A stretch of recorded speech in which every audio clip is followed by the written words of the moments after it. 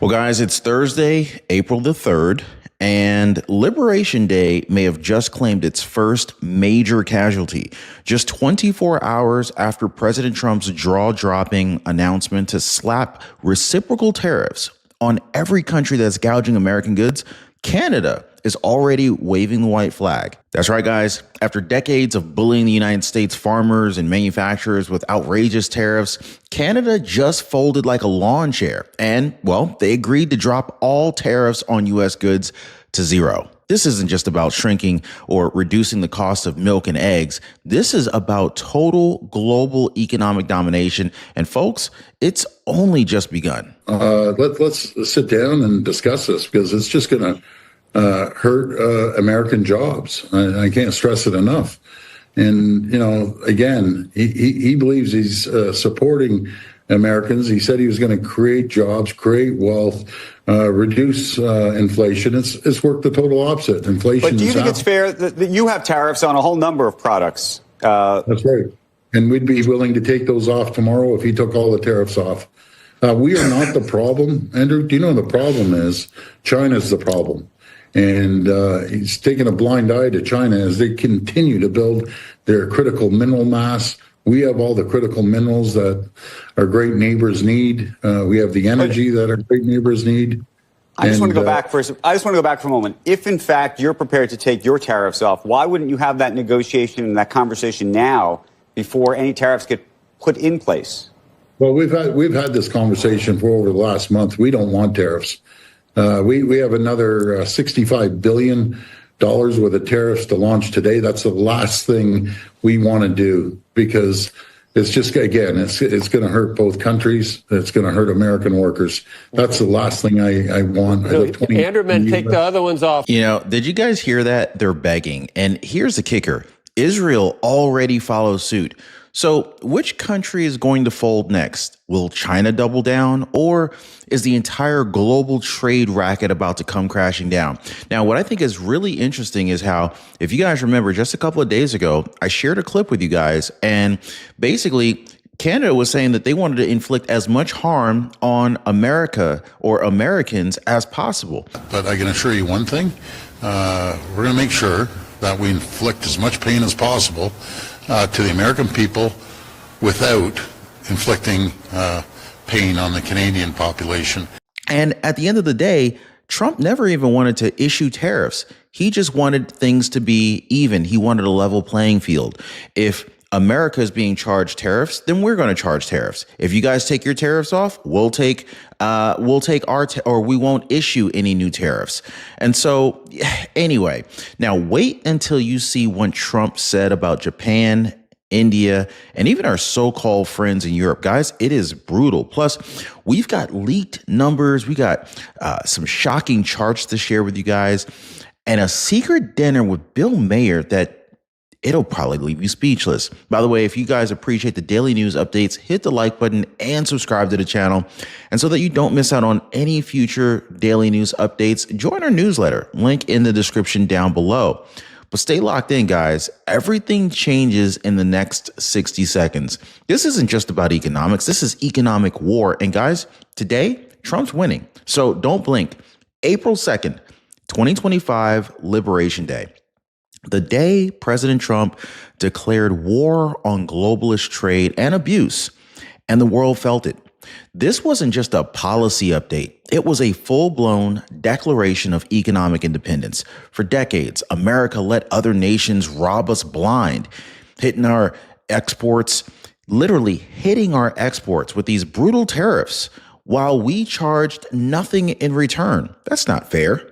Trump said, hey, enough is enough. And with one stroke of the pen, he launched the boldest trade reset in modern history. My fellow Americans, this is Liberation Day, waiting for a long time. April 2nd, 2025 will forever be remembered as the day American industry was reborn, the day America's destiny was reclaimed, and the day that we began to make America wealthy again. We're going to make it wealthy, good and wealthy. For decades, our country has been looted, pillaged, raped and plundered by nations near and far, both friend and foe alike. That level of fire, that's exactly why Canada collapsed within just hours. After decades of hammering U.S. dairy with 270% tariffs on milk, 300% on butter, 238% on chicken, that's why they panicked and dropped every single tariff on U.S. goods to zero. They thought Trump was bluffing. No, Trump wasn't bluffing. In fact, now the dominoes are starting to fall, and they're falling fast. Now, up next, guys, I'm going to show you guys which countries are already quietly backing down and the stunning retaliation Trump just unleashed on China, Vietnam, Japan, and even the EU. I mean, guys, we're talking about tariffs up to 46%, and that's Trump going easy on them. Plus, billions of dollars in new investment promises from Apple, Nvidia, TSMC, Meta, and more. Why? Because it's now more expensive not to build in America. This is a new era, guys, and we've only just begun. April 2nd, 2025, Liberation Day, the day President Trump signed the most aggressive trade order in American history, quite frankly, and set off a global economic earthquake. Now, he didn't just tweak a couple of policies here and there. He flip-flopped the entire system on its head, declaring that from this day forward, any country that tariffs American goods, they're going to get hit with equal force. This is a clean break from the globalist games of the past, and some would even call this as being a very hard pivot into pure, unapologetic capitalism. And this isn't just about numbers, guys. It's about decades of betrayal. I mean, just listen to how President Trump described it just before signing this order. And hey, guys, I keep getting messages from you guys, comments saying, hey, Ron, I keep missing your videos. I keep missing the breaking news. Can you please make sure I get notified? So I've taken care of you guys. All you got to do is hit the link in the description down below this video or in the pinned comment and join the breaking news newsletter. That's it. Totally free. Yet we let Japan come in and dump everything right into our markets and everything. It's not free trade. If you ever go to Japan right now and try to sell something, forget about it, Albert. Just forget about it. It's almost impossible. They don't have laws against it. They just make it impossible. They come over here, they sell their cars, their VCRs, they knock the hell out of our companies. And hey, I have tremendous respect for the Japanese people. I mean, you can respect somebody that's beating the hell out of you, but they are beating the hell out of this country. Kuwait, they live like kings. The poorest person in Kuwait, they live like kings. And yet they're not paying. We make it possible for them to sell their oil. Why aren't they paying us 25% of what they're making? It's a joke. Wow. So the global trade war just escalated, and another U.S. ally just waved the white flag within hours of Canada surrendering and agreeing to drop all tariffs. Israel stunned the world by announcing that they would do the same. Now, some of Israel's tariffs were over 200%, and now, they're gone. Just like that. Why? Well, that's because they saw Trump and what he was doing, and they were afraid of what Trump was going to do next. National security at risk. I don't blame these other countries at all for this calamity. I blame former presidents and past leaders who weren't doing their job. They let it happen, and they let it happen to an extent that nobody can even believe. That's why, effective at midnight, we will impose a 25% tariff on all foreign-made automobiles.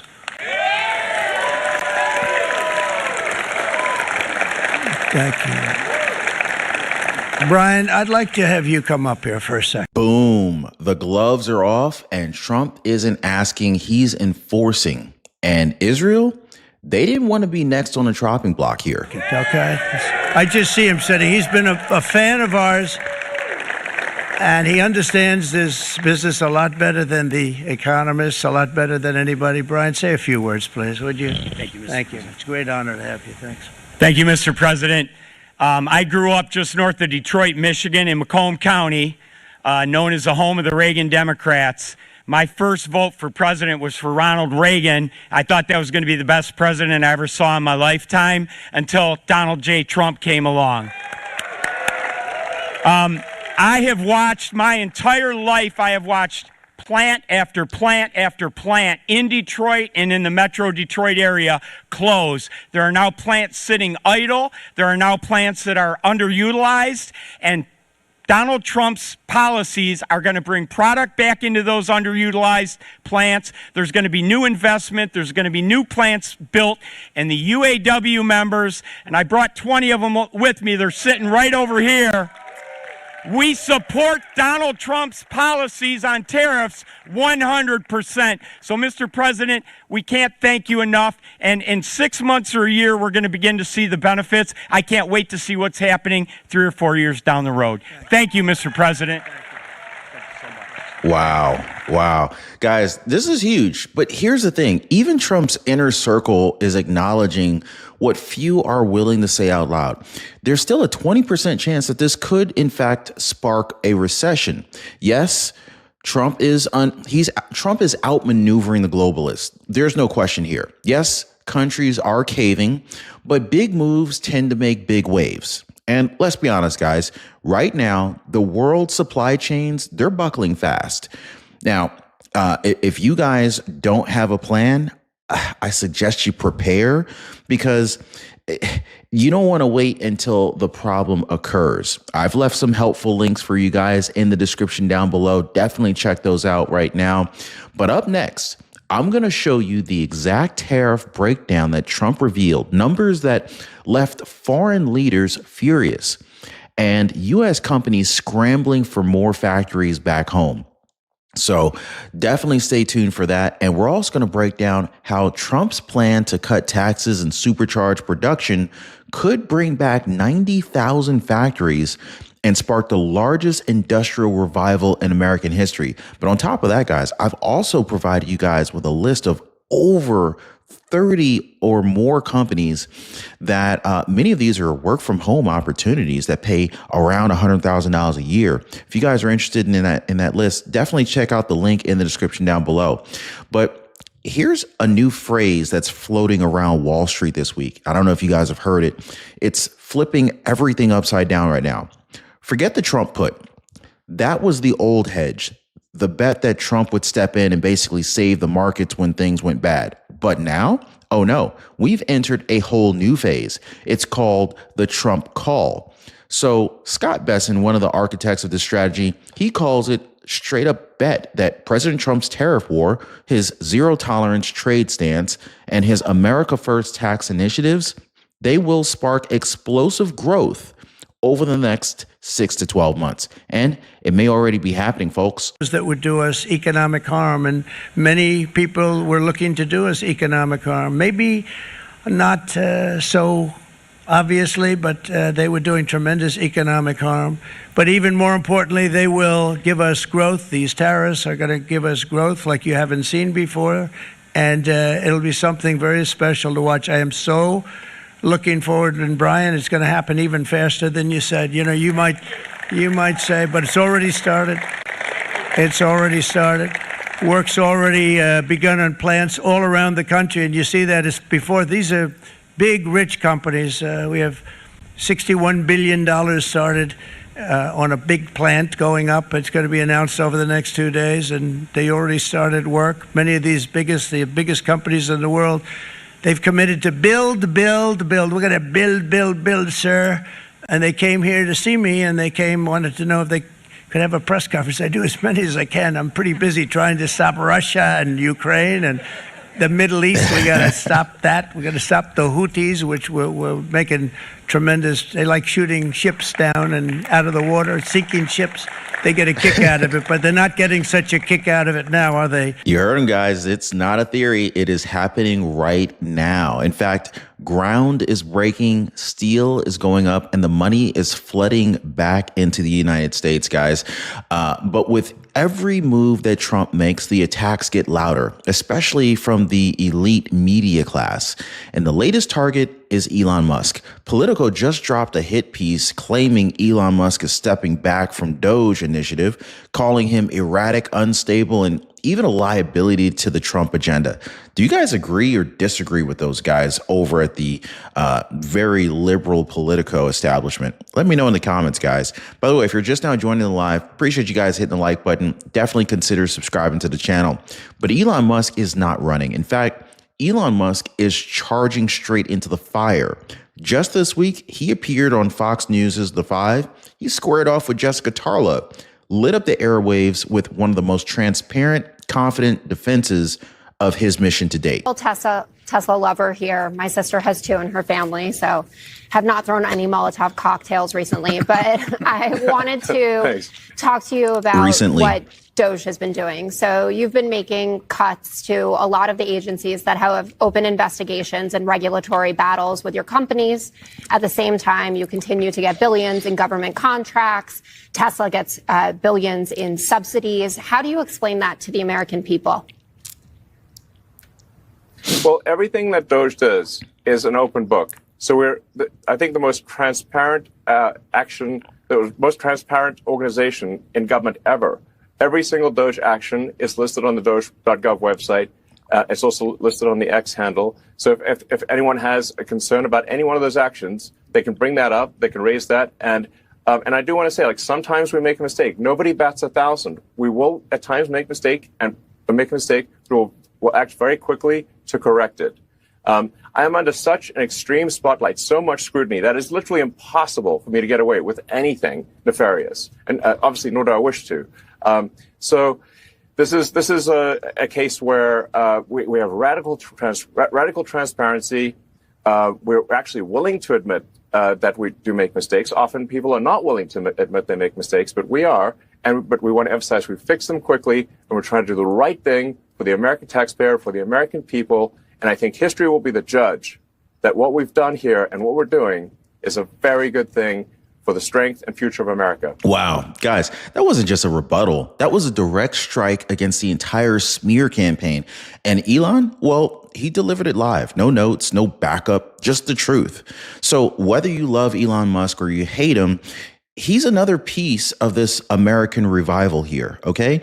And if you're betting against Elon Musk, you might want to check your portfolio. Now, coming up next, guys, the full $6 trillion investment wave already pouring into U.S. oil, which companies are actually leading the charge. You're going to want to know which companies those are, and how President Trump's interest deduction plan for American-built cars could literally spark a new golden age of manufacturing, bringing American manufacturing back, reviving it, bringing back these old towns that have been dilapidated and forgotten about. Meanwhile, the headlines were dominated by President Trump's global tariff offensive.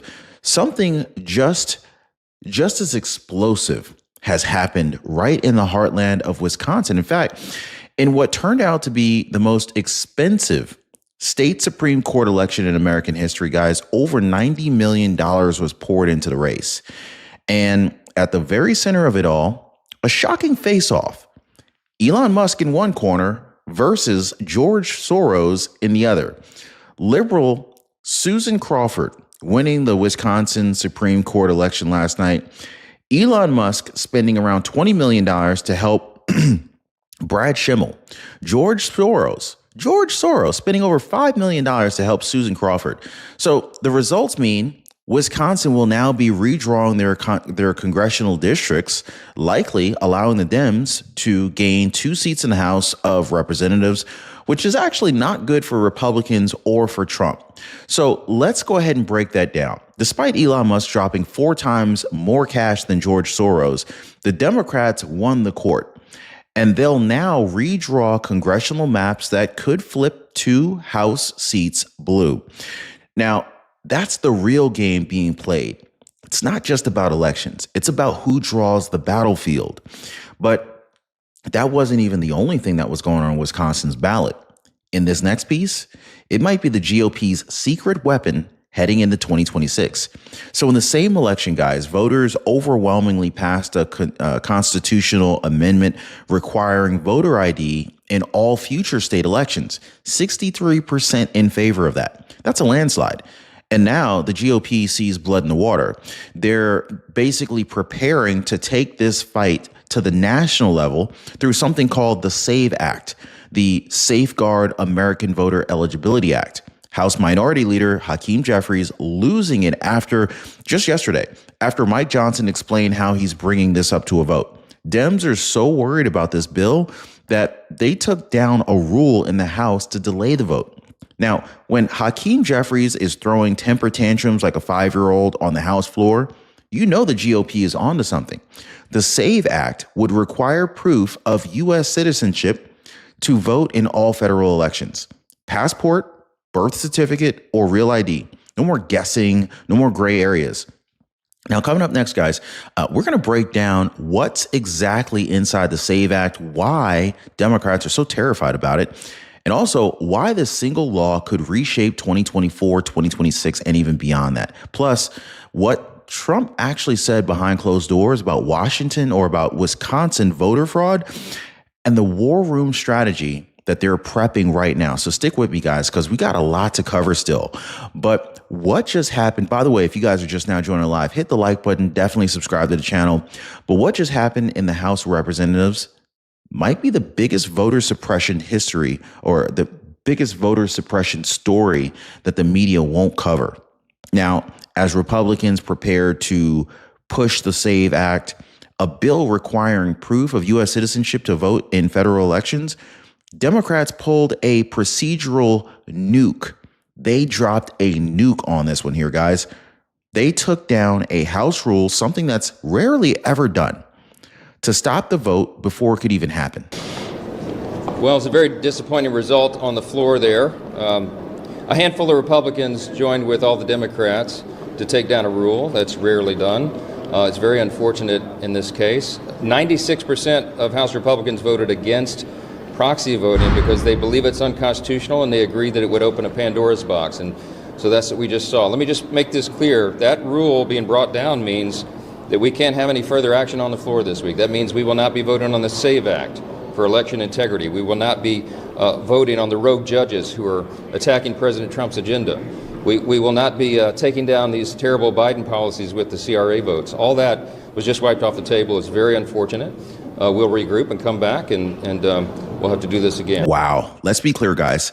This wasn't just legislative maneuvering. This was sabotage. Democrats knew that they could not defeat the SAVE Act on the floor, so they yanked the rug out before it ever got there. Why? Well, it's because the SAVE Act would make voter ID mandatory nationwide, closing the loopholes and demanding proof of citizenship to register, something 80% of Americans support. As a matter of fact, just to validate this, comment down below if you support voter ID laws so that you'd have to actually prove that you're a U.S. citizen before you can vote in federal elections. Just comment down below that, just yes or no if you support that. So what's the GOP's next move? Why are swing state Democrats privately panicking about how this looks to their own voters? Well, we'll get to that. But in the middle of all of this chaos, guys, came one of the most unexpected moments of unity that we've seen in years. In fact, Bill Maher, Trump, the White House, same table, same room, sharing dinner. Yeah, you heard that right, guys.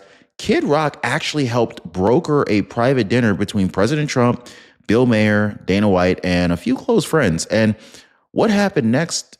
It was unreal. I went on Bill's show. I went on his podcast, and I said, man, nothing happens if people don't break bread together and meet face to face. He's been one of the president's hardest critics. And we came to dinner, me, Bill, Dana White, and it could not have been better. Everyone was so surprised, so pleasant. The most shocking thing to me was, Bill's obviously a very big liberal, been very hard on the president, but he's donated a lot of money to other politicians. You've had Biden, Clinton, Obama, everybody. He had never been to the White House, and the president was so gracious. He took us up to the private residence. We saw the Gettysburg Address in the Lincoln bedroom, and I was like, you've never been here, Bill? And I was like, how about this? President Trump, extending this olive branch, and we talked about things we had in common, ending wokeness, securing the border. The president was asking him what he thought about policy, going on with Iran and Israel and things. It just meant, it blew my mind. It was, right. I was, very, very proud. Wow. But that's not even the craziest part, guys. Bill Maher, one of Trump's most savage critics, he brought a printed list of insults that Trump had hurled at him over the years. He handed it to Trump, and Trump, he signed it. Unbelievable, right? Now, if you guys are wondering whether this was just a PR stunt or just the beginning of something deeper, well, you're not alone. But I think it's pretty clear that President Trump regardless of, how relationships have been in the past, he's willing to extend olive branches and make amends. Well, it turns out Democrats are actually afraid of this, because if Bill Maher turns around and ends up befriending Trump or suddenly seeing Trump in a more positive light, this could literally destroy the entire Democratic narrative. So Dems are fearful of this. Well, guys, if you guys appreciate these updates, definitely do me a favor, hit the like button. It really does mean the world to me. And if you would subscribe to the channel for more content, news, and updates like this, I would appreciate it. And